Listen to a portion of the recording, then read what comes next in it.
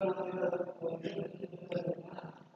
students, now பார்க்க போற topic என்ன அப்படின்னா 11th standard chemistry 5th lesson alkali and alkaline earth metals பார்க்க போற டாபிக் வந்து chemical properties of alkali and alkaline earth metals பார்க்க போறோம்.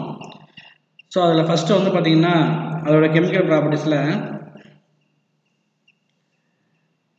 First chemical properties of alkaline earth metals பாருங்க. The alkaline earth metals are less reactive than alkali metals. The reactivity of these elements increases on going down the group.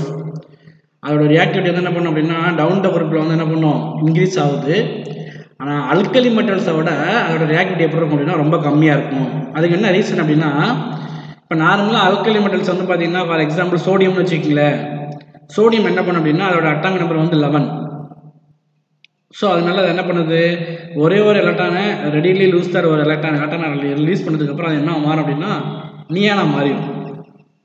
So ஒரு எலக்ட்ரானை release பண்ண உடனே stable ஃபார்முக்கு வந்துடுது. ஆனால் இதுவே மெக்னீசியம்னா first அதோட அட்டாமிக் நம்பர் வந்து 12. அதோட நார்மலாக அதோட ஆக்சிடேஷன் ஸ்டேட் வந்து பார்த்தீங்கன்னா +2 இருக்கும். ஸோ அப்போ அந்த மெக்னீசியம் ஃபஸ்ட்டு ஒரு எலக்ட்ரானை ரிலீஸ் பண்ணணும். அதுக்கப்புறம் எகைன் மறுபடியும் என்ன பண்ணணும் இன்னொரு எலக்ட்ரானை ரிலீஸ் பண்ணணும். ஸோ அதுக்கப்புறம் தான் என்ன மாறும் அப்படின்னா ஸ்டேபிள் ஃபார்முக்கு வரதுக்கு வாய்ப்பு நிறையா இருக்குது. ஸோ அதனால சடனாக எது ரியாக்ட் ஆகும் அப்படின்னா அல்கலி மெட்டல்ஸ் தான் ரியாக்ட் ஆகும். அல்கலைன் மெட்டல்ஸோட அல்கலைன் எர்த் மெட்டல்ஸை கம்பேர் பண்ணுறப்ப. ஸோ அதான் இங்கே சொல்லியிருப்பாங்க. ஸோ இது டவுன் த குரூப்பில் வரும்போது ரெண்டுமே ஒரே மாதிரி தான். இப்போ alkali metals alkaline earth metals ரெண்டுமே டவுன் த குரூப்பில் அதோட ரியாக்டிவிட்டி இன்க்ரீஸ் ஆகும். ஏன்னா அயனிஸ் எனர்ஜி வந்து பார்த்தீங்கன்னா என்ன பண்ணும் டிக்ரீஸ் ஆகிறதுனால. ஆனால் அல்கலி மெட்டல்ஸை கம்பேர் பண்ணுறப்ப அல்கலைன் எர்த் மெட்டல்ஸ் வந்து பார்த்தீங்கன்னா அந்த அளவுக்கு வந்து பார்த்தீங்கன்னா ரியாக்டிவிட்டி இருக்காது. ஸோ அதுக்கு மெயின் காரணம் வந்து பார்த்தீங்கன்னா அதோட அந்த ஆக்சிடேஷன் ஸ்டேட் தான். இது வந்து பார்த்தீங்கன்னா அதோட காமன் ஆக்சிடேஷன் ஸ்டேட் வந்து பார்த்தீங்கன்னா +1 இருக்கும். அதுக்கு வந்து பார்த்தீங்கன்னா +2 இருக்கும். இப்போ இங்கே பாருங்கள் reactivity towards the halogens. All the alkaline earth metals combine with the halogen at elevated temperature to form their halides. அது என்ன பண்ண அப்படின்னா எலிவேட்டட் டெம்பரேச்சர் அப்படின்னா ஒரு பர்டிகுலர் டெம்பரேச்சரில் தான் என்ன பண்ணணும் அந்த ரியாக்ஷன் நடக்கும். ஏன்னா அப்போ தான் அது வந்து எக்ஸைட்மெண்ட் ஆகும்போது எலக்ட்ரானை ரிலீஸ் பண்ணும். அதை எலக்ட்ரானை ரிலீஸ் பண்ண வைக்கிறதுக்கு எனர்ஜி நிறையா தேவைப்படுது. ஸோ அப்போ என்ன ஆகுது இது மெட்டல் இது அல்கலைன் எர்த் மெட்டல்ஸு MX2 நம்மளுக்கு என்ன ஃபார்ம் ஆகுது MX2 வந்து பார்த்தீங்கன்னா ஃபார்ம் ஆயிடுது. ஓகேவா? இப்போ இங்கே பாருங்கள் எம்ங்கிறது beryllium magnesium calcium strontium barium radium இது வேணா இருக்கலாம். எக்ஸுங்கிறது ஃப்ளூரின் குளோரின் புரோமின் அயோடின் அந்த halogens.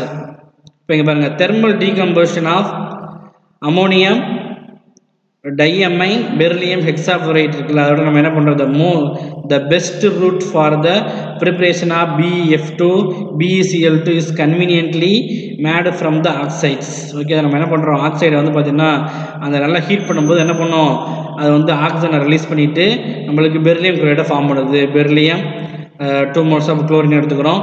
Okay sir 1 moles of chlorine Cl2 எடுத்துக்கிறோம். நம்மளுக்கு என்ன ஃபார்ம் ஆகுது இது ரெண்டும் கம்பைண்ட் ஆகும். இது ரெண்டும் அப்படி என்ன பண்ணோம் அப்படின்னா கம்பைண்ட் ஆயிரும். நம்மளுக்கு கார்பன் மோனாக்சைடு வெளில போயிடுது. அவ்வளோதான்.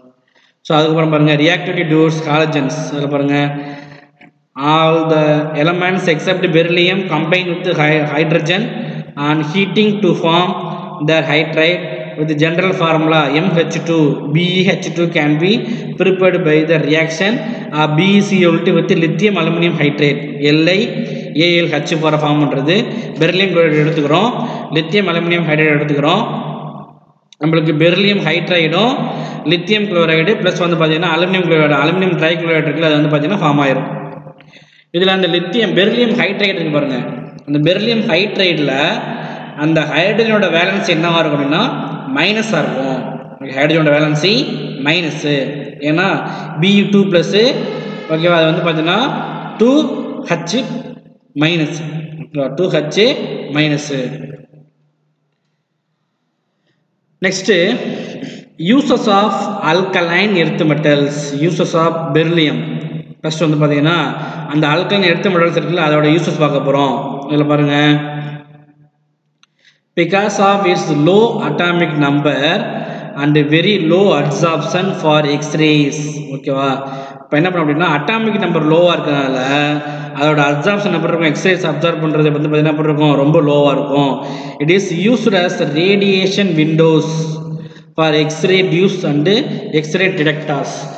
அது அட்டாமிக் நம்பர் வந்து பார்த்தீங்கன்னா சும்மா இருக்கிறதுனால அந்த எக்ஸ்ரேஸ் வந்து பார்த்தீங்கன்னா என்ன பண்ணாது, அதிகமாக உறிஞ்சாது. அந்த எக்ஸ்ரே வந்து பார்த்தீங்கன்னா அப்சர்வ் பண்ணுறது ரொம்ப கம்மியாக இருக்கிறதுனால அந்த எக்ஸ்ரே டியூப்லேயே அதை அதிகமாக யூஸ் பண்ணுவாங்க. ஏன்னா எக்ஸ்ரே டியூப்பில் வந்து பார்த்தீங்கன்னா என்ன பண்ணக்கூடாது, எக்ஸ்ரே வந்து உறிஞ்சக்கூடாது. ஸோ அது எக்ஸ்ரே உறிஞ்சனால என்ன பண்ணுறாங்க அப்படின்னா அந்த டியூப்ஸில் யூஸ் பண்ணுறாங்க, எக்ஸ்ரே விண்டோஸு எக்ஸ்ரே டியூப்ஸில் யூஸ் பண்ணுறாங்க, எக்ஸ்ரே டிடெக்டர்ஸ்லையும் யூஸ் பண்ணுறாங்க.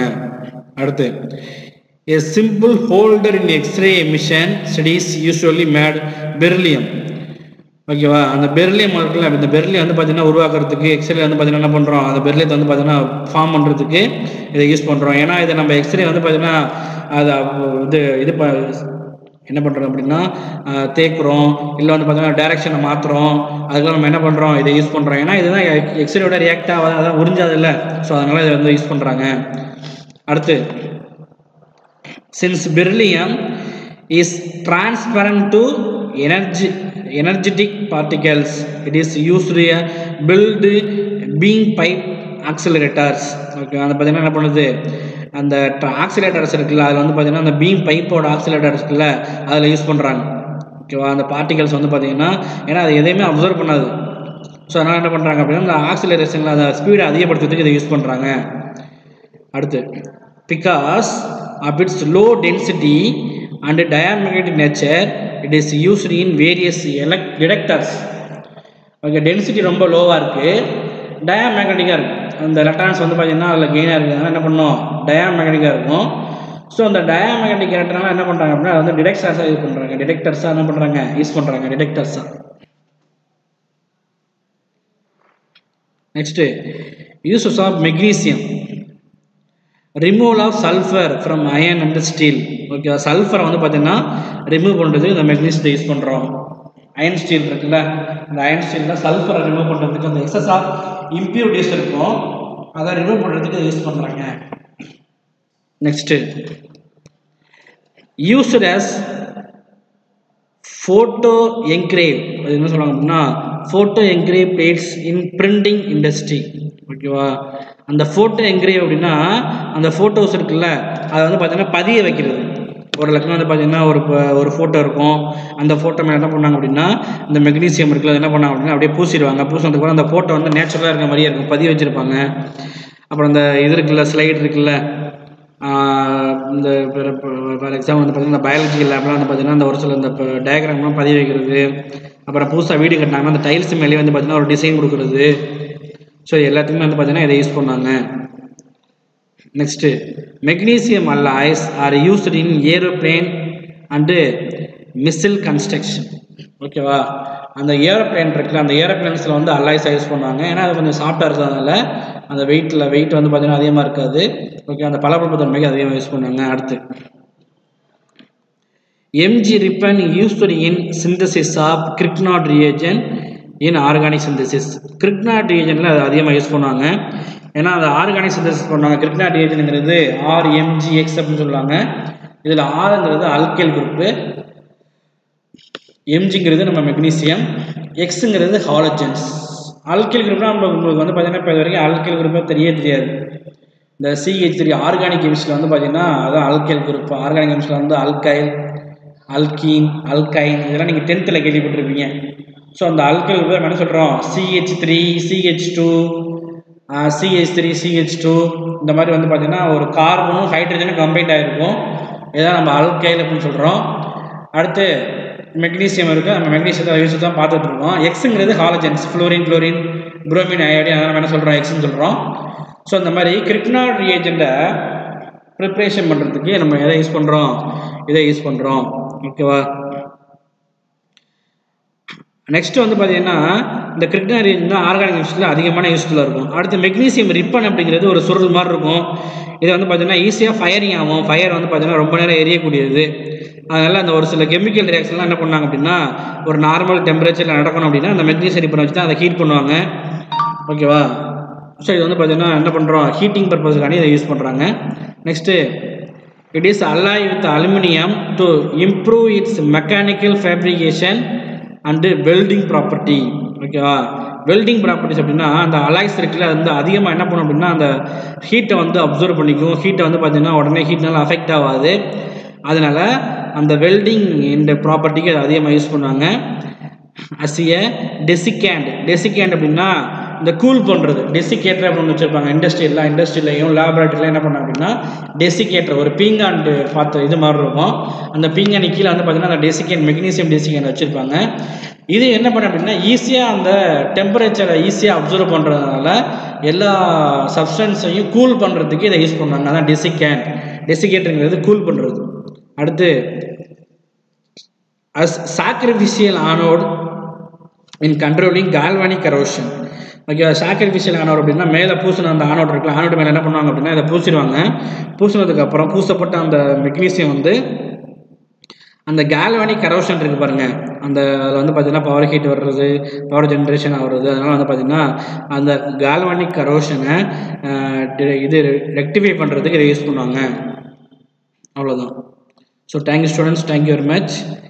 ஏதாவது டவுட் இருந்தால் கேளுங்க. இந்த யூசஸ் எல்லாமே ரொம்ப ரொம்ப முக்கியம். அடுத்த வீடியோலாம் யூசஸ் நிறையா இருக்குது.